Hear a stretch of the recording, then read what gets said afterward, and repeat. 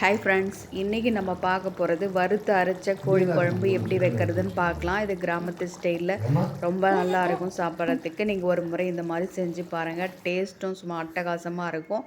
இது இட்லி, தோசை, சாதம், சப்பாத்தி எல்லாத்துக்குமே வச்சு சாப்பிட்றதுக்கு அருமையான டிஷ்ஷு.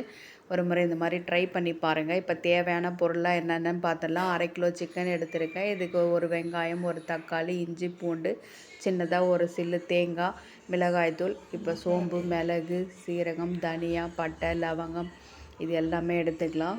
தக்காளி 2 தக்காளி எடுத்திருக்கேன். ஒன்று அதில் போட்டுக்கலாம், அரைச்சிக்கலாம். அப்படியே சிக்கன் 1/2 கிலோ கழுவி நம்ம க்ளீன் பண்ணி வச்சுருக்கோம். இப்போ நம்ம வறுக்கிறதுக்கு தேவையான சோம்பு, சீரகம், மிளகு, தனியா, மிளகாய், பட்டை, லவங்கம் இது எல்லாத்தையும் வெறும் கடாயில் போட்டு வறுத்து எடுத்துக்கலாம்.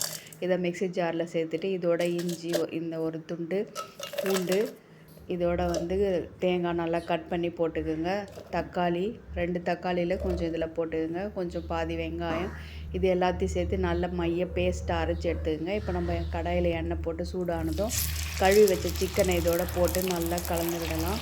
எண்ணெயிலே அந்த சிக்கன் நல்லா வதங்கட்டும். அப்போ டேஸ்ட் உங்களுக்கு நல்லா இருக்கும்.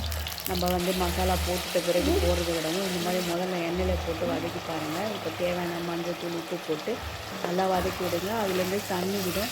அந்த தண்ணி கொஞ்சம் ட்ரையாக வர வரைக்கும் நல்லா வதக்கி விடலாம். வதக்கிட்டு ஒரு வெங்காயம் கட் பண்ணி போட்டு தக்காளி ஒரு தக்காளி இதையும் நல்லா வதக்கி விட்டுடலாம்.